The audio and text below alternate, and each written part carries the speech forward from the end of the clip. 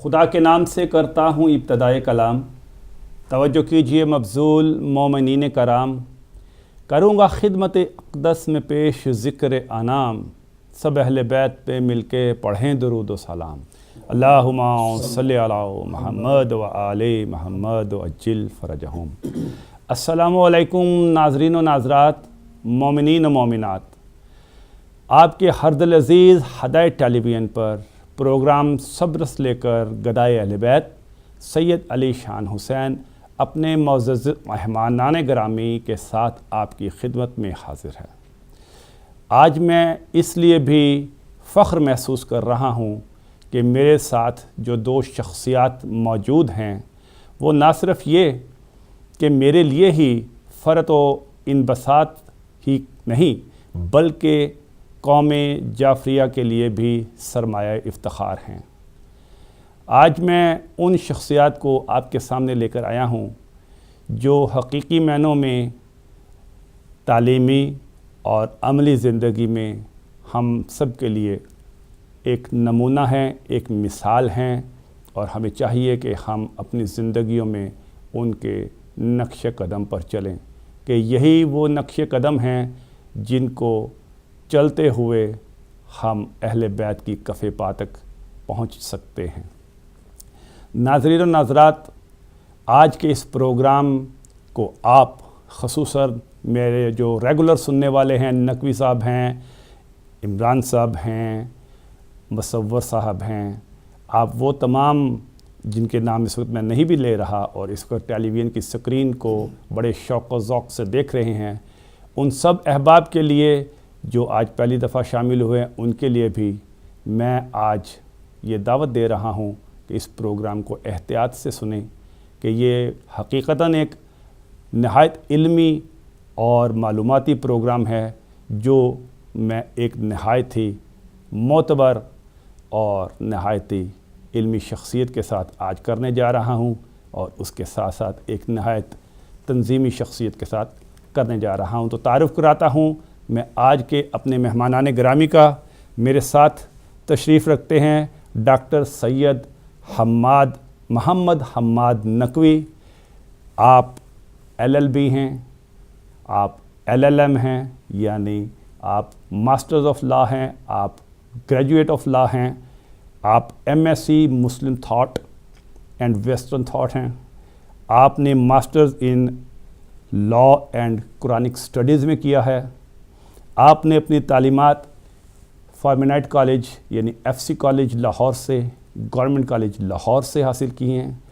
آپ یہاں بھی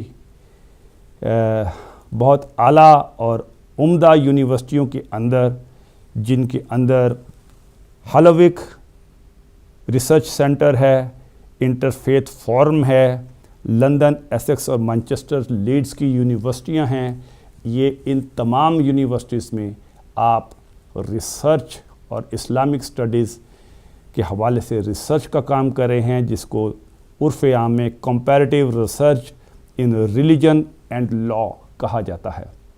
یہ ایک عجب موضوع ہے جو آج ہمارا سبجیکٹ تو نہیں ہے، مگر میں اپنی قارئین کی دلچسپی کے لیے یہ عرض کرتا جاؤں کہ بحرین نے اور دوسرے مڈل ایسٹ کے ممالک نے بہت زیادہ فنڈنگ دے کر ان یونیورسٹیوں میں ان پروگرامز کو شیڈول کیا ہے، تاکہ وہ اپنی عصبیت کے ساتھ اسلام کی صرف وہ صورت دکھائیں جو ان کا ترائے امتیاز ہے اور جو اسلام کے لیے شرمناک ہے۔ اور ڈاکٹر صاحب نے اپنی زندگی وقف کر دی ہے ان تمام یونیورسٹیوں میں چکر لگاتے اور اسلام کی حقیقی شریعت محمدی کی حقیقی تصویر پیش کرنے کے لیے اپنی دن رات محنت کرنے کے لیے۔ خدا تعالیٰ ان کو اس کا اجر دے، اور میں یہاں پہ اپنے دوستوں، اپنے ناظرین و ناظرات، اپنے مومنین و مومنات سے کہوں گا کہ ایسی شخصیات کی ہم جس قدر عزت کر سکیں، جس قدر اسے سپورٹ کر سکیں، شاید اس کے باوجود بھی ہم ان کو اتنا سپورٹ نہ کر سکیں جت کے وہ حقدار ہیں۔ میری دوسری شخصیت کسی تعارف کی محتاج نہیں ہے، محترم جناب سید کیسر بخاری۔ آپ نے سینٹرل ماڈل اسکول اور اس کے بعد FC کالج سے تعلیمات حاصل کی، نوجوانی کی عمر میں ہی ISO کے بڑے فعال اور محنتی کارکن رہے، اور ان کی شہرت اس وقت کے تنظیم کے نہایت سرگرم کارکنان میں ہوتی تھی۔ آپ 2 دفعہ لاہور ڈویژن کے تحریک جعفریہ پاکستان کے صدر رہے، لاہور کے صدر رہے، 1 دفعہ ڈویژن کے صدر رہے، اور اس کے بعد آپ تحریک جعفریہ پنجاب کے نائب صدر کی حیثیت سے بھی کام کرتے رہے۔ زندگی آپ نے کانٹوں کی سیج پہ گزاری، اور اسے محمد اور آل محمد کی محبت نے ہمیشہ پھولوں کی سیج سمجھا۔ کبھی چھتوں کو پھلانگ کر آئے، اور کبھی کسی عمیق اور تاریک جگہ پہ رات گزاری، اور کبھی ساری رات پولیس اور دوسرے اداروں سے آنکھ مچولی کرتے گزاری۔ یہ سب کس لیے؟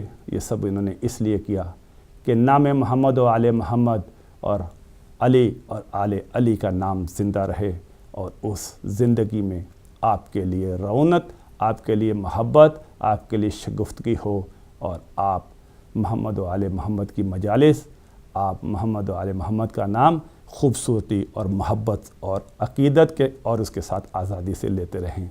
آج کل یہاں مانچسٹر میں ہیں، اور اس وقت ہمارے ساتھ یہاں موجود ہیں۔ ناظرین و ناظرات، یہ تو تھا تعارف، لہٰذا آج ہمارا جو موضوع ہے، اپنے ان علمی اور عملی دوستوں کی شخصیات کے مد نظر رکھتے ہوئے میں نے اس کو نہایت ہی احتیاط سے چنا ہے۔ یہ حضرت علی علیہ السلام کی جشن مولود، جشن کعبہ انہیں بھی کہا جاتا ہے، مولود کعبہ بھی کہا جاتا ہے، اور ان کی ولادت دونوں کو لے لیجئے، ان کی ولادت کے جشن کے دن ہیں، اور ساتھ ہی ان دنوں میں حضرت زینب سلام اللہ علیہا کی وفات کا بھی موقع آتا ہے۔ لہٰذا میں نے دونوں موضوعوں کے حساب سے آج کے پروگرام کو چنا ہے، اور اس کا جو اولین حصہ ہے اسے حضرت علی کے اس پہلو کی طرف میں لے کے جا رہا ہوں جو اندھیروں میں رہا، اور بہت کم شاذ ہی اس کے اوپر گفتگو کی ہو، اور اس کے ساتھ حضرت زینب سلام اللہ علیہا کی زندگی کے اوپر بھی روشنی ڈالنے کی کوشش کریں گے۔ آج میں نے اپنے معزز مہمانان گرامی کے ساتھ جو سوالات کرنے اور اس پروگرام کو شیڈول کرنے کے لیے جن کتبہ کا سہارا لیا، ان میں مناقب اہل بیت آیت اللہ سید احمد مستبد قدسرہ، ان کی کتاب ہے۔ دوسری سید صفدر حسین نجفی صاحب کا ترجمہ ہے سیرت معصومین، میں نے اس کتاب کو بھی لیا ہے۔ اس کے علاوہ ایک عجب کتاب مجھے ہاتھ میں لگی، کربلا کی شیر دل خاتون، اور یہاں اسے کہہ لیجئے کہ زینب ہے۔ ابھی میں اسے پڑھ رہا ہوں، اور اس کو بھی میں نے مد نظر رکھا ہے۔ کوشش کروں گا کہ اگر موقع ملا تو آج کے اس پروگرام میں اپنی کتاب مقصود کائنات اور نعرہ حیدری مناسب سمجھتے ہوئے کسی موقع پر اس میں سے اشعار بھی پیش کروں۔ یہ مجھے اس لیے شامل کرنی پڑی کہ میں تو نہیں چاہتا کہ میں اپنی شاعری کو اپنے پروگرام میں بحیثیت میزبان لے کر آؤں، مگر کچھ دوستوں نے لندن سے اور کچھ دوستوں نے دیگر شہروں سے مجھے یہ کہا کہ نہیں، آپ اپنی شاعر ہیں تو شاعری کو بھی اس میں شامل کریں تاکہ پروگرام کے اندر کچھ زیادہ حسن آ سکے۔ مگر مجھے معلوم ہے کہ میرے اتنے خوبصورت لوگوں کے ساتھ جب ہماری گفتگو شروع ہوگی تو شاید ہمیں شاعری کا موقع کم ہی ملے، اسی لیے آج اس پروگرام میں آپ ذاکر اہل بیت کو بھی نہیں دیکھ پا رہے۔ ناظرین و ناظرات، آج جو میرے ساتھ نہایت خوبصورت تعلیم یافتہ اشخاص ہیں، ان کی تعلیمی نظر کو دیکھتے ہوئے میں نے حضرت علی کی زندگی کے اس پہلو کو اپنے سامنے، آپ کے سامنے پیش کرنے کی جسارت کی ہے جو عموماً دوسروں کی نظر سے ہٹ کے ہے۔ عموماً حضرت علی علیہ السلام کو مولود کعبہ کہا جاتا ہے، انہیں شیر خدا کہا جاتا ہے، انہیں مظہر پروردگار کہا جاتا ہے، انہیں ید اللہ کہا جاتا ہے، انہیں عین اللہ کہا جاتا ہے، انہیں بے شمار القابات سے نوازا جاتا ہے۔ یوں اس طرح ہم نے حضرت علی علیہ السلام کی شخصیت کو ایک مافوق الفطرت شخص کی، ایک مافوق الفطرت قسم کی ہستی بنا کے دنیا کے سامنے پیش کیا ہے کہ جب کبھی کہیں بھی کسی کو ضرورت محسوس ہوئی حضرت علی مشکل کشا اس کی مشکل کشائی کے لیے آئے۔ یہ ایک حقیقت ہے، اس سے انکار نہیں ہے۔ حضرت علی علیہ السلام کی زندگی کے دو حصے ہیں، ایک وہ ہے جو ان کا باطنی حصہ ہے، وہ باطنی حصہ اسی ماہ کی 13 تاریخ کو عین کعبہ کے وسط میں پیدا ہوا، مگر ایک ان کی باطنی زندگی ہے۔ یہ ظاہری حصہ تو آپ نے دیکھ لیا، باطنی زندگی وہ ہے جو اس دنیا کی تخلیق سے بھی بہت پہلے اللہ تعالیٰ نے نور کی شکل میں تشکیل دی، اور جس کو ہم کہتے ہیں کہ نور ایک صلب سے دوسرے صلب ہوتا ہوا امام زمان کے پاس ہے، اور اس وقت بھی وہ موجود ہے، ہمیں دیکھ رہا ہے، سن رہا ہے۔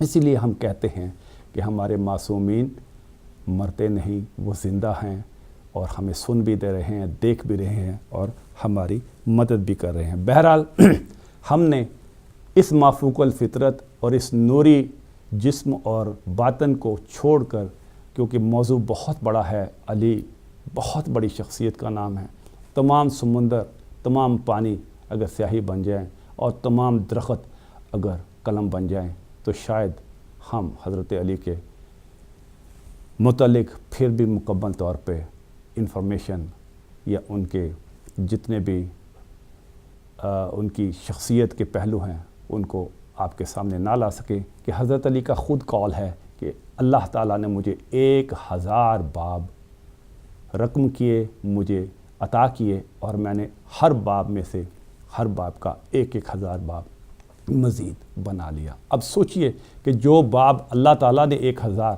اور پھر ہر باب کا 1000 حضرت علی نے تخلیق کیا ہو، میری کیا بساط اور دنیا کی کیا بساط کہ اس کے کسی گوشے کی طرف جا سکے۔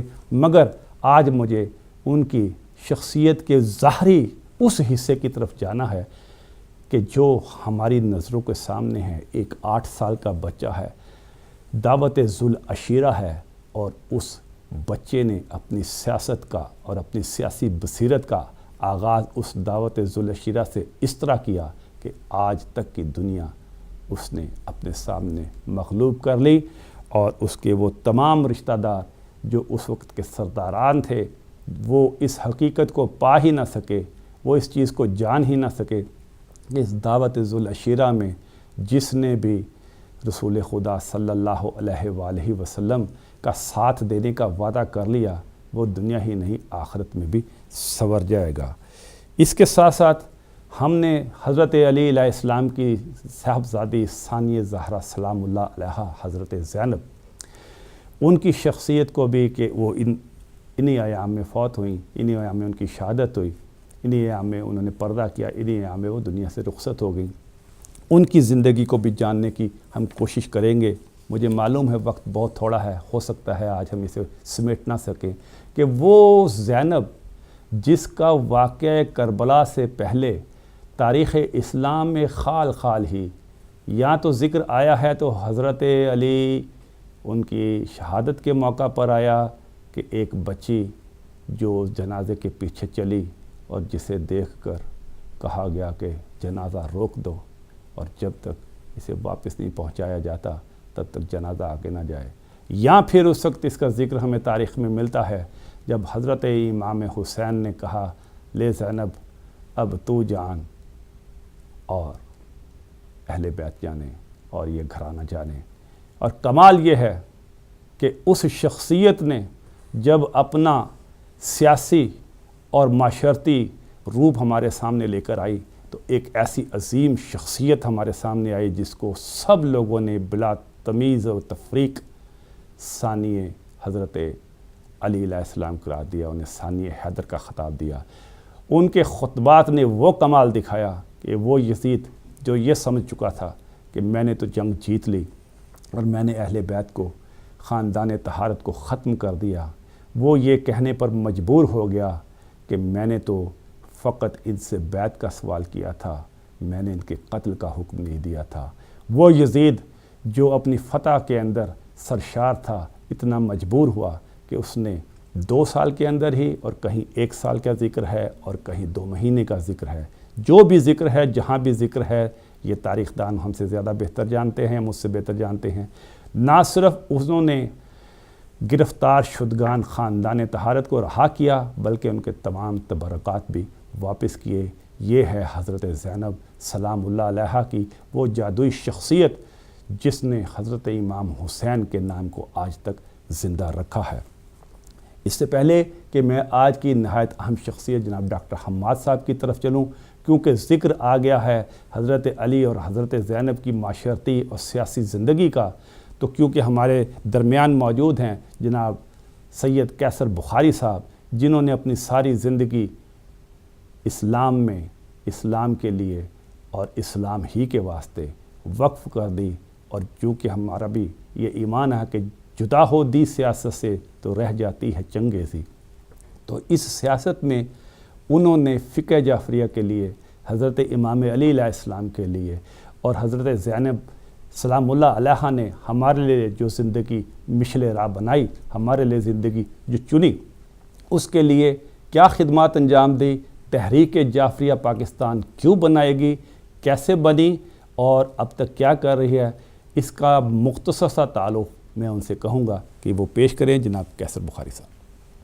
شکریہ جناب بھائی علی شان صاحب۔ بسم اللہ الرحمن الرحیم۔ آپ نے بہت ہی اہم موضوع جو ہے اس کی طرف آپ نے متوجہ کیا ہے۔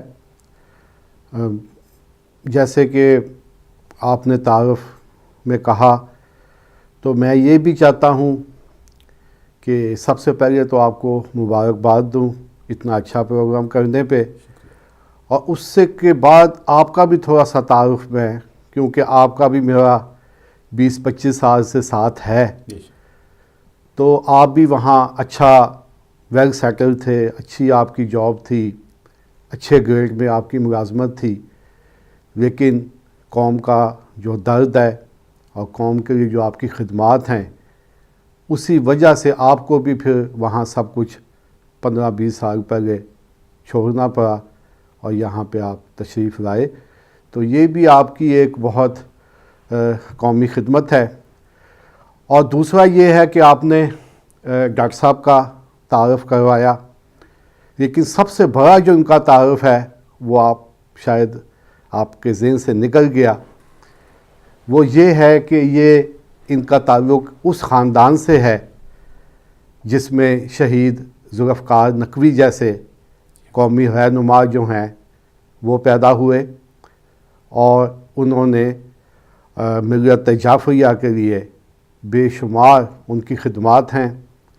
ڈاکٹر صاحب کا جو تعلق ہے وہ اس خاندان سے ہے، اور اسی سلسلے میں جو انتہا ہوتی ہے کہ اپنی جان کی قربانی جو ہے وہ اس راستے میں دی، اور اپنے ساتھ اپنے 18 سال کا بیٹا ان کا عمار جو ہے وہ بھی ساتھ تھا، اور 3 ان کے اور دوست بھی ساتھ تھے۔ تو سپاہ یزید کے دہشت گردوں نے 5 افراد کو جو ہے وہ شہید کیا، لیکن آج بھی ان کا نام زندہ ہے، ان کی خدمات ہمارے سامنے ہیں، اور میں یہ اپنی خوش بختی سمجھتا ہوں کہ مجھے موقع ملا ایسے لوگوں کے ساتھ کام کرنے کا۔ 15 سال کی عمر تھی، میٹرک میں پاس کیا تھا اس وقت، تو شہید ڈاکٹر محمد علی نقوی سے ملاقات ہوئی، اور ان کے الفاظ ابھی تک میرے کانوں میں گونجتے ہیں کہ خدا کے لیے انسان کو کام کرنا چاہیے۔ سبحان اللہ۔ آج تک وہ ان کا یہ نظریہ، سبحان اللہ۔ اور اس کے بعد پھر شہید ذوالفقار نقوی جیسے مجھے ساتھی ملے، شہید عارف حسینی ہمارے قائد تھے، ان کے ساتھ کافی نزدیک صحبت کا موقع ملا۔ شہید انور علی خنزادہ پشاور سے ان کا تعلق تھا، اور وہ ہمارے جنرل سیکرٹری تھے، ان کو بھی بہت قریب سے دیکھا۔ شہید حسن ترابی، اس طرح ایک لمبی لسٹ ہے کہ ان دوستوں کے ساتھ مجھے، اور یہ میں پروردگار کا شکر ادا کرتا ہوں کہ مجھے یہ موقع ملا کہ میں نے ایسے عظیم لوگوں کے ساتھ میں نے قوم کی خدمت کی۔ دوسرا جو آپ کا سوال ہے اس میں یہ ہے کہ جیسے کہ آپ جانتے ہیں کہ نبوت کے بعد ہمارے ہاں امامت کا سلسلہ ہے، اور امامت میں بھی آخری امام نے فرمایا کہ میری غیبت کے زمانے میں آپ نے میرے جو نائب ہیں ان کی طرف رجوع کرنا ہے۔ تو یہ جو ہماری جو چین ہے، جو سلسلہ ہے، وہ آج تک کسی جگہ اس میں تعطل نہیں ہے، مسلسل 1400 سال سے یہ سلسلہ موجود ہے۔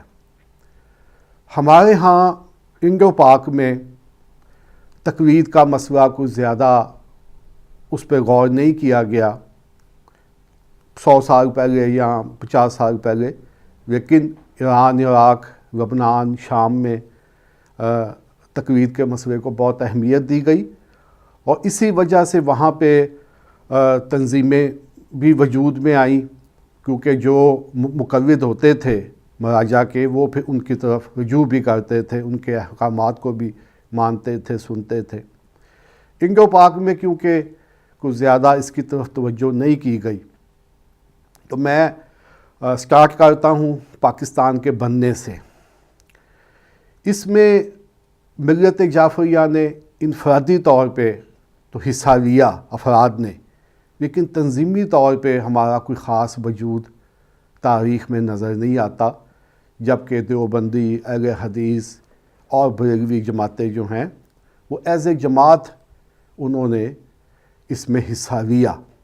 آپ اتفاق مجھ سے کریں یا نہ، لیکن میرا ایک اپنا موقف یا نظریہ سمجھے تو ہم نے پاکستان کے بنانے میں حضرت قائد اعظم محمد علی جناح رحمۃ اللہ علیہ کا تعلق بھی ملت جعفریہ سے تھا۔ اس کے بعد راجہ صاحب محمود آباد کی جو دولت خرچ ہوئی، اور بے شمار اصفہانی صاحب تھے انفرادی طور پہ، لیکن جماعتی طور پہ کوئی خاص چیز نظر نہیں آتی۔ اس کے بعد بزرگوں نے کچھ کام کیا، حضرت محمد حسین مرحوم دہلوی صاحب نے قومی سطح پہ کوشش کی کہ کوئی تنظیم یا ایسا سلسلہ بنایا جائے، تو کوئی خاص اس میں کامیابی نہیں ہو سکی۔ کوشش کرتے رہے بزرگ۔ اس کا آغاز ہوتا ہے کہ جب ضیاء الحق نے 79 میں 81 کے دور میں زکوٰۃ کا نظام اور فقہ حنفیہ کا نفاذ، یہ اس نے اناؤنس کیا کہ میں پاکستان میں فقہ حنفیہ نافذ کرنا چاہتا ہوں، اور اس کا سب سے پہلا یہ ہے کہ زکوٰۃ سے میں اس کو شروع کرتا ہوں۔ اس کے اوپر ہمارے علماء نے اس کو کہا کہ پاکستان جو ہے یہ تمام فقوں نے مل کے بنایا ہے، اس میں شیعہ، سنی، اہل حدیث، دیوبندی سب کا برابر کا اس میں حصہ ہے، تو آپ کسی ایک فقہ کو آپ نافذ دوسری فقہ پہ نہیں کر سکتے۔ تو اس نے اس وقت کہا جی ایران میں آپ دیکھ رہے انقلاب آیا اور فقہ جعفریہ، اس میں یہ ہے کہ ایران میں 95% جو ہے وہ اہل تشیع جو ہے مکتب 95% ہے وہاں پہ۔ خیر اس نے کہا کہ جی نہیں، میں یہ بھی چاہتا ہوں، اور اس کا آغاز میں زکوٰۃ سے کرنا چاہتا ہوں کہ ہر کوئی جو ہے وہ بینکوں سے اس کا زکوٰۃ کے پیسے کاٹے جائیں گے۔ ہم ملت جعفریہ خدا نہ خواستہ کچھ زکوٰۃ کے منکر نہیں ہیں، لیکن ہمارے ہاں پیسوں پہ زکوٰۃ نہیں ہے، ہمارے ہاں وہ خاص جنس ہیں جن کے اوپر زکوٰۃ ہوتی ہے۔ تو ہم نے اس کو کہا کہ اس طرح سے ہمیں یہ قبول نہیں ہے۔ تو اس نے کہا کہ میں تو طاقت کے زور پہ یا جس طرح بھی ہوگا میں اس کو، تو اس موضوع پہ ہم نے، کیونکہ اس وقت سب سے آرگنائز جو پلیٹ فارم تھا وہ تھا امامیہ اسٹوڈنٹ آرگنائزیشن کا اس وقت، تو ہم نے اس پلیٹ فارم سے پھر آواز دی بھکر چلو، اور پہلا کنونشن جو ہے وہ بھکر میں 1980 میں وہاں پہ ہم نے کنونشن کیا۔ کافی تعداد میں تقریباً 50,000 سے بھی زیادہ افراد نے اس میں شرکت کی، اور پاکستان بھر سے تمام طبقے، تمام علماء، ذاکرین سب اس میں شامل ہوئے، اور مجھے بھی یہ موقع ملا کہ میں اس میں شامل تھا۔ تو وہاں پہ 2-3 اہم فیصلے کیے گئے۔ ایک تو یہ تھا کہ ایک ہماری ملت جعفریہ کی ایک جماعت ہونی چاہیے، جس کا نام وہاں پہ تحریک نفاذ فقہ جعفریہ رکھا گیا، فقہ حنفیہ کے مقابلے میں۔ اور دوسرا وہاں پہ اہم فیصلہ یہ ہوا کہ ایک قیادت ہونی چاہیے۔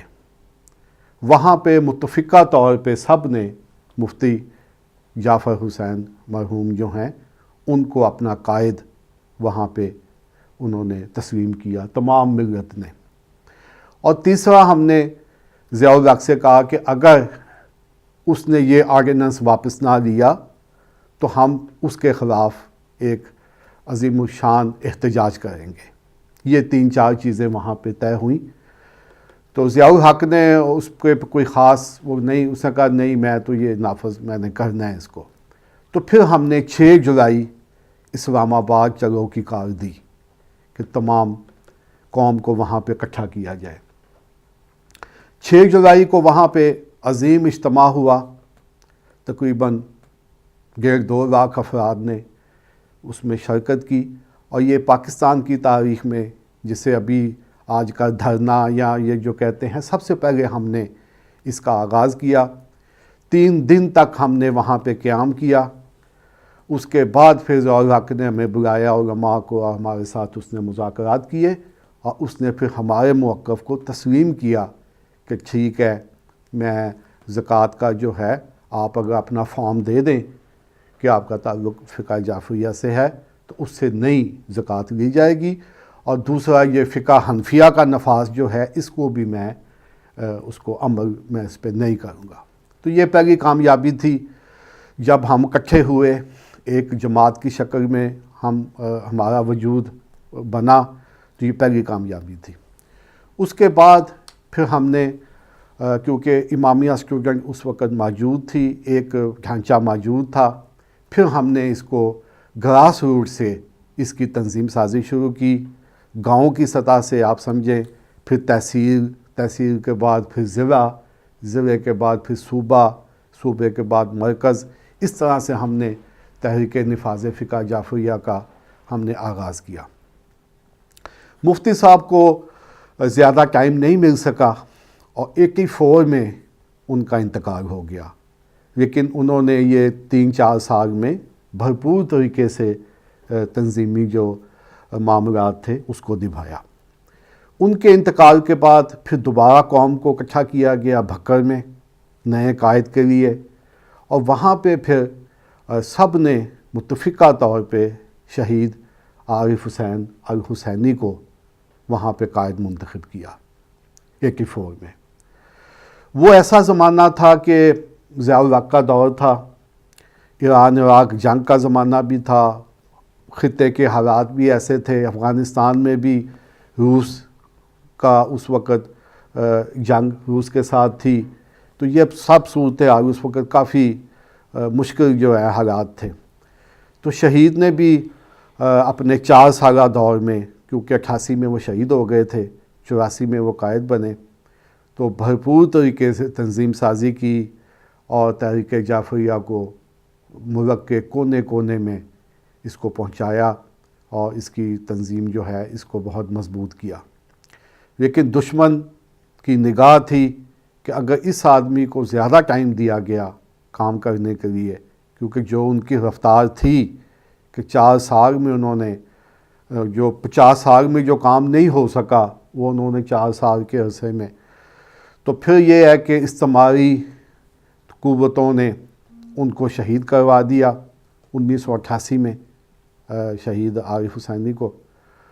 اس کے بعد پھر ہم نے اپنی مرکزی کونسل اور دوسری کونسل کا اجلاس طلب کیا، اور جس میں متفقہ طور پہ علامہ سید ساجد علی نقوی صاحب کو قائد منتخب کیا گیا، اور ابھی تک جو ملت جعفریہ کی اور تحریک جعفریہ کی جو قیادت ہے وہ علامہ سید ساجد علی نقوی صاحب کے پاس ہے، اور وہ مسلسل تشیع کے حقوق کے لیے وہ میدان عمل میں ہیں، اور اس کے لیے ہم نے جو سب سے بڑا کام پاکستان میں کیا وہ یہ تھا کہ دشمن کی یہ سازش اور کوشش تھی کہ یہاں پہ مسلمانوں کو آپس میں لڑایا جائے، ان کو تقسیم کیا جائے، ان کے اندر شدت پیدا کی جائے، اور اس وجہ سے دشمن نے یہ سپاہ صحابہ، لشکر جنگوی اور اس طرح کی جماعتیں بنائیں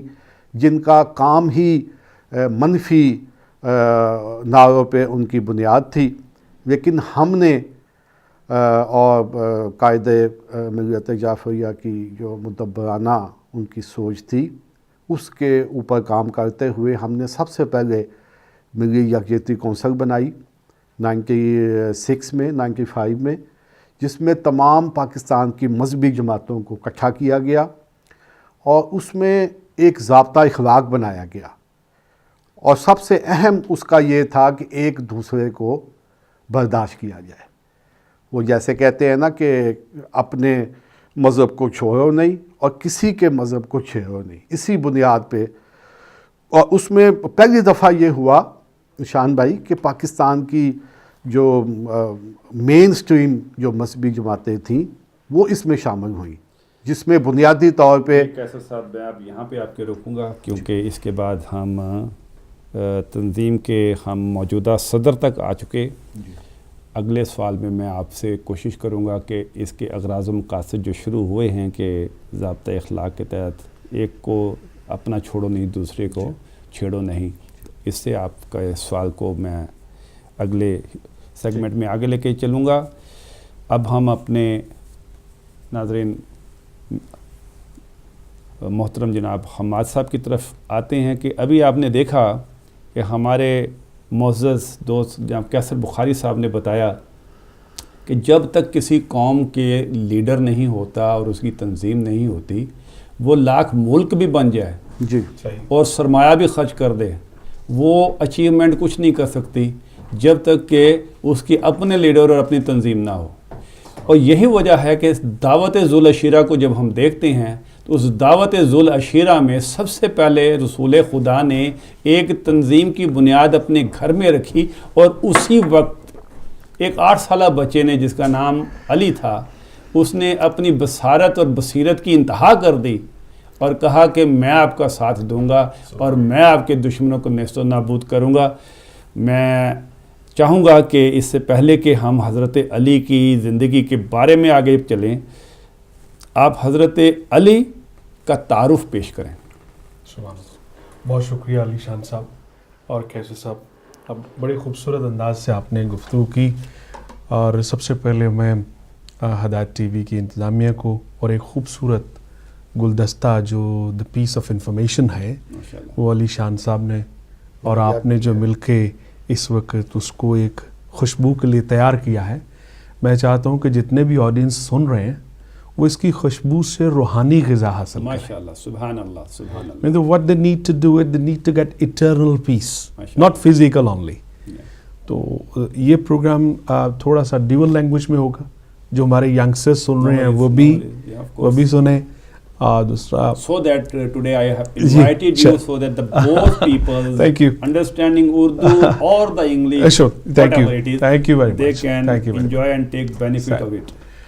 مبارکباد ہے اس انسان کو جو عدل پر ایمان رکھتا واہ واہ واہ واہ، سبحان اللہ، ہے، مبارکباد ہے بے شک، اس انسان کو جو عدل پر، اور جو عدل پر ایمان رکھتا ہے وہ علی علیہ السلام کا دیوانہ ہے، سبحان اللہ، سبحان اللہ، اور اس کے لیے مسلمان ہونا ضروری نہیں۔ بے شک، جو بھی عدل پر ایمان رکھے گا وہ کسی بھی مذہب سے تعلق رکھے، وہ علی علیہ السلام کی طرف کھینچا چلا آئے گا۔ سبحان اللہ، عدل اللہ رب العزت نے انسان کی طینت کے اندر پیدا کیا ہے، بے شک، اس کی فطرت میں پیدا کیا ہے۔ اب جب انسان عدل سے بھاگ جاتا ہے تو تب ہی تو ظالم بنتا ہے، واہ واہ، اور جب عدل نہیں رہتا تو سوچ پہلے ظالم بنتی ہے اور عمل بعد میں ظلم کا شکار ہوتا ہے۔ واہ واہ، سبحان اللہ، دس از the reason Prophet sallallahu alaihi wasallam said, innamal a'malu binniyat. اور اسی کے اوپر اگر دیکھا جائے جو علی شان صاحب نے بڑا ہی خوبصورت ایک ڈھانچہ بنایا گفتگو کا، اس میں مجھے 3-4 لفظ اور کیسے بخاری صاحب کے تنظیمی نقطہ نظر سے وہ میں کوشش کر کے تو آغاز کرتے ہیں کہ اللہ رب العزت نے بھی انسان کو تنظیمی عمل سے گزارا ہے. بے شک ایسا ہی ہے، بے شک.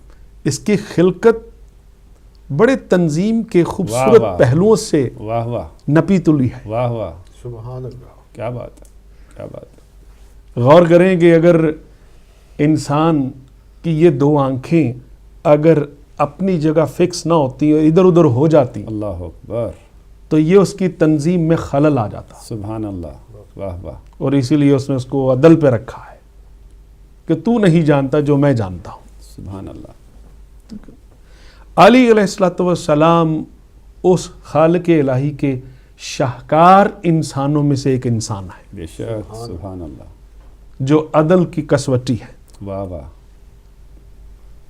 ان کی حکومت میں میں آپ کی اجازت سے میں واپس آؤں گا، لیکن ایک جملہ میں کہہ دوں کہ ان کی حکومت میں سب سے زیادہ جس شخص کو امن ملی وہ شخص تھا جو عدل کے قریب ہونا چاہتا تھا. سبحان اللہ. واہ واہ، بہت خوب. چاہے وہ یہودی تھا، بہت خوب.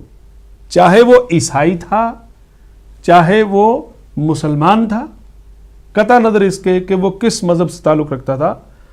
آج بھی امن پسند اور research oriented Jews, Christian and atheist as well, they claim Ali was the best ruler ever Islam experienced. واہ واہ واہ واہ واہ واہ واہ واہ، بیوٹیفل. اب یہ بیسٹ رولر ہو جانا ایک عام بات ہے، ایور بیسٹ ہونا واہ، یہ آسان بات بے نہیں ہے. شک ایسا ہی ہے. یہ آسان بات نہیں ہے، اس لیے کہ اللہ نے ہدایت اپنے پاس رکھی ہے، ہادی بھی اپنے پاس رکھے ہیں، ذریعہ ہدایت بھی اس نے اپنے پاس رکھا ہے. ان سب کو سمیٹ کر اس نے ہادی پہلے بنائے ہیں اور ہدایت جن کو دی جانی ہے ان کو بعد میں بنایا. سبحان اللہ. واہ واہ، بہت خوب. ورنہ نقص آ جاتا اس کی تنظیم میں. بے شک. People would be wandering on the street just like a roaming stone. Where should I go and get the education and information واہ. for my peace and for other peace which is connected to each other? Ali alayhi salatu wassalam was the first pedestal of life. واہ سبحان اللہ. Was the first, very first pedestal. Many Muslim brothers, they always say Ali was a child, Ali was a young kid. Don't go into that discussion. Don't go into that discussion. You are sitting in the United Kingdom law and justice oriented society. Here, the court asks you, have you seen it, the child? If the child says, yes, I've seen it, what was there? It was there. They never say the child was not competent enough to give the evidence. سبحان اللہ. They never say. They say, it happened, you have to believe it.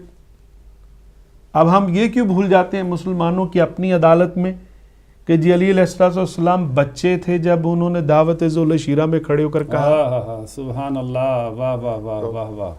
چلیے ہو سکتا ہے کہ میرے دوست اس بات کے اوپر اعتراض کر لیجئے. اعتراض کرنا بھی ایک علم کی دلیل ہے. بے شک. علم کی ایک دلیل ہے اعتراض کرنا. Question make education. سرکار ختمی مطبع صلی اللہ علیہ وآلہ وسلم کا ارشاد گرامی ہے، السوال نصف الایمان، سوال تمہارے ایمان کا آدھا حصہ ہے. اعتراض وہی کرے گا جس کے دل میں سوال پیدا ہوگا. سبحان اللہ. اب سوال کا جواب نہ ملنا، یہی تو خوبی ہے کہ اسے ڈھونڈنا ہے کہ کہاں اس کا جواب ہے. سبحان اللہ. کہاں ہے؟ کیونکہ فکر جو ہے وہ دین عطا کرتا ہے. میں اپنی طرف سے تو کہہ نہیں رہا، کیا قرآن مجید نے نہیں کہا تفقہوا فی الدین بے شک کہ دین میں سوجھ بوجھ حاصل کرو؟ بے شک اور سوجھ بوجھ بنیادی طور پر عقل کے دروازے ہیں، سبحان اللہ جہالت کے نہیں کہ جو کہہ دیا گیا بس مان لو، نہیں۔ آل محمد نے جس اسلام کا انٹروڈکشن کروایا ہے اس کی بنیاد لاجک پر ہے۔ سبحان اللہ ابھی جو آپ نے تنظیم کی بات کی یہ بھی لاجک پر ہے، شاہ صاحب نے جو ایک انٹرو دیا وہ بھی لاجک پر ہے، ٹھیک ہے نا؟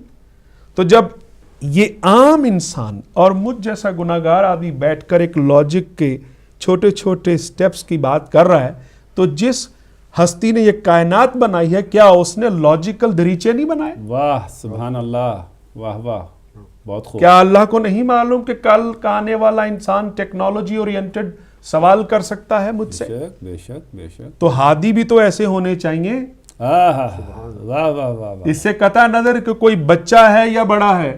سبحان اللہ سبحان اللہ، یہی بات ہے۔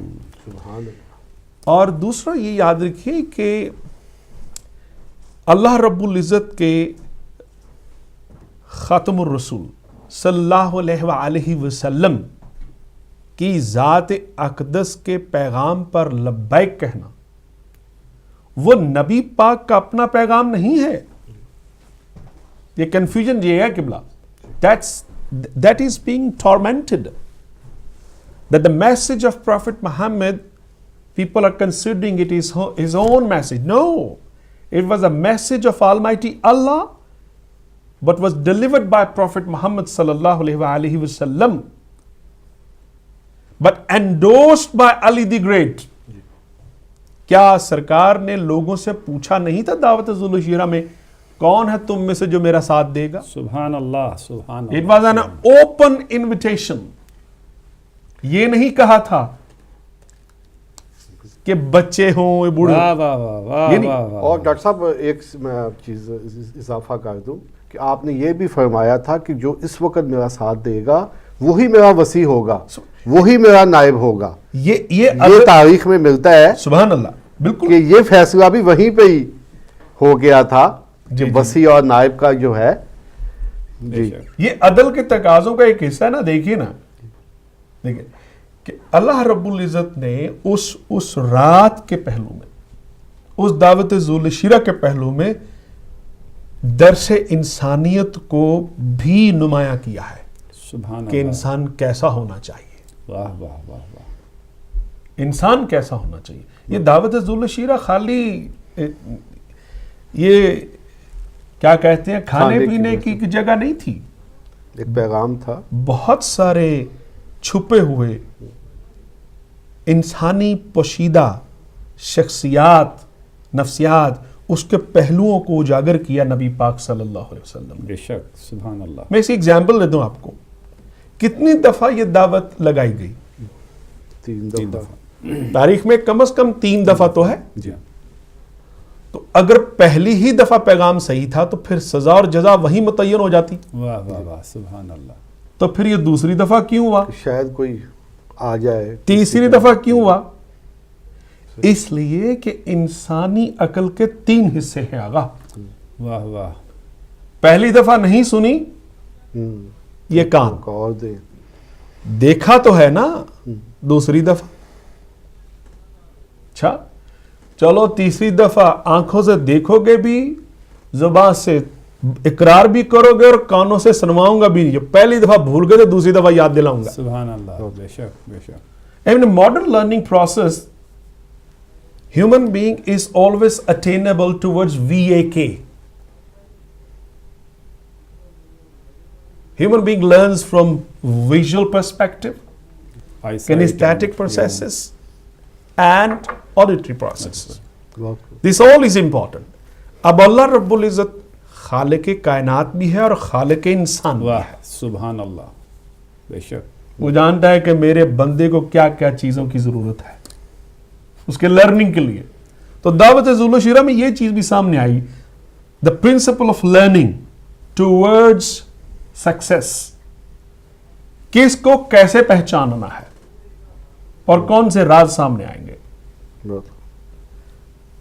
اب اگر بچہ ہونا اور معصوم کی ہدایت پر لبیک کہنا یہ صرف بچہ ہونے کی وجہ سے ہے، تو پھر قرآن میں کئی ایسے بچے ہیں جو نبی بھی بچے تھے اور بچے بھی نبی تھے. سبحان اللہ. تو پھر ان کے بارے میں کیا کہا جائے گا کہ جب وہ بچے تھے تو ان کو نبی نہ کہا جائے؟ بے شک بے شک. پھر کیا کہیں گے؟ حضرت عیسیٰ تو بچوں سے بھی چھوٹے ہو گئے اور ماں کی گود میں بول بھی بیٹھے. بے شک. تو پھر کہہ دیجئے نا کہ یہ تو بہت ہی چھوٹا بچہ تھا، اس کو ہم نہیں مانتے بولتے ہوئے. بے شک بے شک. اگر یہی اصول یہ نہیں ہے. تھوڑا سا انسان جو ہے وہ کنفیوز ہو گیا کہ یہ کیسے پاسبل ہے کہ ایک بچہ سن کے وہ لبیک کہہ رہا ہے اور باقی لبیک نہیں کہہ رہے. واہ واہ سبحان اللہ. اس کو یہ شعور کس نے دیا؟ یہ سن لیجئے، میں ایگزامپل لیتا ہوں. آپ ایک گارڈن میں گئے، روز کی کئی قسمیں ہیں. افریقن روز ہے، ریڈ روز ہے، بلیک روز ہے. کیا ہر گلاب کے پھول میں خوشبو ہے؟ نہیں ہے. نہیں ہے نا. لیکن گلاب ہونا تو کسی نے اس سے نہیں نا چھینا. وہ اس کی فطرت میں ہے کہ یہ گلاب ہے، لیکن ہر گلاب کے اندر خوشبو نہیں ہے. Not every rose is a rose, but status will remain constant. اب وہ فریگرنس اسی میں آئے گی جس میں وہ فطرت نے اس کے اندر رنگ ڈالا ہے. سبحان اللہ. اب یہ اللہ کی طرف سے ہے. انسانوں کا آپس میں بحث کرنے کی ضرورت نہیں ہے کہ وہ بچہ کیوں کھڑا ہوا. یہ اللہ سے پوچھئے کہ انہوں نے اس کو شعور کیوں دیا، کہ وہ پہلا گواہ کیوں بنا نبی کا، سبحان اور وہ سبقت کیوں لے گئے. سبحان اللہ. لیکن دعوت ذو الشیرہ کا جو یہ پہلا پہلو ہے جس کو ہم اکثر نظر انداز کر جاتے ہیں کہ وہاں سارے انسان تھے، انسان سارے تھے. لیکن میں یہاں ایک اور نتیجہ آپ کو دینا چاہتا ہوں کہ انسانیت انسان کے وجود سے نہیں آتی. آپ آدمی ہیں، آدم کے وجود کے ذریعے. سبحان. انسانیت آپ کو تب آئے گی جب آپ عدل پر قائم ہوں. سبحان اللہ سبحان اللہ سبحان اللہ. اسی لیے اگر علی علیہ السلام کی ذات کو اور ان کی ذات اقدس سے ہم نے کچھ حاصل کرنا ہے تو وہ سب سے پہلے یہ ہے کہ وہ کون سا انسان کا ڈھانچہ اپنایا جائے جس سے ہمیں قرآن بھی سمجھ آئے، سبحان اللہ. جس سے تعلیمات محمد و آل محمد بھی سمجھ میں آئے. شیعہ ہو تو شیعہ رہو، سنی ہو تو سنی رہو، جس مرضی فقہ نظر کو آپ فالو کرو، لیکن انسان بننے کے طریقے آپ کو آل محمد سے ملیں گے. سبحان اللہ سبحان اللہ. اور بعد از رسول خدا the first door how to be a good human being, you can come and collect information from the door of knowledge which is assembled and declared by Prophet Muhammad himself sallallahu alaihi wasallam, and that is Ali the Great. سبحان اللہ. میں آپ کی خدمت میں تو شعر نہیں پڑھ سکتا، ماشاءاللہ، لیکن میں چاہوں گا کہ کچھ دو خوبصورت سے شعر وہ آپ بھی ہدیہ عقیدت اللہ رب العزت کے حضور پیش کریں کہ ہم ان کے نبی کے سامنے سرخرو ہو جائیں کہ آج ان کے بھائی کی ولادت کے حوالے سے جو محفل ہے اس میں ہم سب حصہ ڈالیں. جی شان بھائی، میں صرف دو جملے کہنا چاہوں گا. ڈاکٹر صاحب کی بات سے مجھے یاد آئے انسانیت کے حوالے سے. امیر کائنات کا جو ہے ایک جنگ خیبر کے موقع پہ جب قلعہ فتح ہونے کے قریب تھا تو وہ دشمن کی خواتین اور بچے جو ہیں وہ سہم گئے کہ اب جو ہے تو امام کے ساتھیوں نے کہا کہ آپ خوش کیوں نہیں ہوئے امام علیہ السلام سے، کتنی بڑی فتح جو ہے وہ آپ کے وجہ سے. تو آپ نے فرمایا کہ میں نے جب دیکھا کہ وہ عورتیں اور بچے وہ سہم گئے ہیں تو مجھے وہ انسانیت کی میں آپ کو بتانا چاہتا ہوں کہ مجھے اچھا نہیں لگا کہ وہ ان پر جو خوف اور وہ چیز جو طاری ہو گئی ہے، یہ ہے ایک انسانیت کا. بے شک. ناظرین و ناظرات، گفتگو چل رہی ہے، پروگرام صبر جاری و ساری ہے، اور اس وقت حضرت علی الہ السلام کے حوالے سے میرے معزز اور لرنڈ مہمانہ گرامی گفتگو کر رہے ہیں. میں چھوٹی سی ایک نظم آپ کے سامنے پیش کروں گا، اس کے بعد ہم انشاءاللہ بریک کی طرف جائیں گے، اور بریک کے فوراً بعد ٹیلی فون لائنز کھل جائیں گی اور آپ اس پروگرام میں جو آپ کا ہر دل عزیز پروگرام ہے، گو کہ رات کافی ڈھل چکی، بہرحال اگر آپ متوجہ ہیں اور اس میں آپ اپنا حصہ ڈالنا چاہیں تو ٹیلی فون لائنز آپ کے لیے کھلی ہوں گی. حضرت امام علی علیہ السلام کی شان کے اندر جو انہوں نے کارنامے انجام دیے، اپنی کتاب مقصود کائنات میں سے ایک نظم آپ لوگوں کی خدمت پیش کرتا ہوں، اور ذکر بھی جناب قیصر بخاری صاحب نے امام علی کی شجاعت کا کر دیا. تو سر انتر اتارنے کے لیے، سبحان اللہ، سر انتر اتارنے کے لیے، در خیبر اکھاڑنے کے لیے، ایک حیدر نبی کو چاہیے تھا ساری دنیا پچھاڑنے کے لیے. واہ واہ واہ واہ واہ واہ. سر انتر اتارنے کے لیے، در خیبر اکھاڑنے کے لیے، ایک حیدر نبی کو چاہیے تھا ساری دنیا پچھاڑنے کے لیے. نقش حیدر خدا کا سانچہ ہے. سبحان اللہ. میرے معززین دوستو، سانچہ ہوتا ہے جس میں کسی چیز کو تخلیق، اس کی شکل، اس کی شیپ دی جاتی ہے. نقش حیدر خدا کا سانچہ ہے، کل جہانوں کو ڈھالنے کے لیے. چاند میں عکس نور حیدر ہے، پانیوں کو اچھالنے کے لیے. یا علی نام رب نے رکھا ہے، مشکلوں میں پکارنے کے لیے. سبحان اللہ سبحان اللہ سبحان.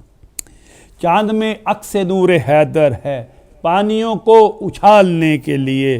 یا علی نام رب نے رکھا ہے، مشکلوں میں پکارنے کے لیے. پھر نادے علی اتاری ہے، حوصلوں کو ابھارنے کے لیے. سبحان اللہ سبحان. دل مومن کو بخشی ہے تاثیر، حب حیدر سنبھالنے کے لیے. لوح حیدر کا پہن لے تعویذ، کل بلاؤں کو ٹالنے کے لیے. اور جنتوں نے وجود پایا ہے، یا علی والو پالنے کے لیے. جنتوں نے وجود پایا ہے، علی والوں کو پالنے کے لیے. اور یا علی دوزخیں بنائی گئیں کیسا بس. یا علی دوزخیں بنائی گئی تیرے دشمن کو ڈالنے کے لیے. سبحان اللہ سبحان. بیر حیدر سے رکھنا کافی ہے، عاقبت کو بگاڑنے کے لیے. اور عشق حیدر بڑا ضروری ہے، آخرت کو سنوارنے کے لیے. دل میں حب علی کو پیدا کر. ہما صاحب، دل میں حب علی کو پیدا کر، مومنیت نکھارنے کے لیے. اور ابھی آج جس ٹاپک کو ہم شروع کر کے بیٹھے ہیں کہ ذوالعشیرہ میں لائے تھے جو علی، کھانا کافی تھا بانٹنے کے لیے. ذوالعشیرہ میں لائے تھے جو علی، کھانا کافی تھا بانٹنے کے لیے. شان لے تو بتا زمانے کو، منکروں کو ابالنے کے لیے. نعرہ حیدری لگاتے ہیں، دل حاسد کو پھاڑنے کے لیے. ناظرین کرام، اس کے ساتھ ہی چلتے ہیں ایک مختصر سی بریک کے لیے، اور بریک کے بعد دوبارہ حاضر ہوتے ہیں. ٹیلی فون لائنز بھی کھل جائیں گی اور آپ اس میں ہمارا ساتھ دیں گے. چلتے ہیں وقفے کی طرف.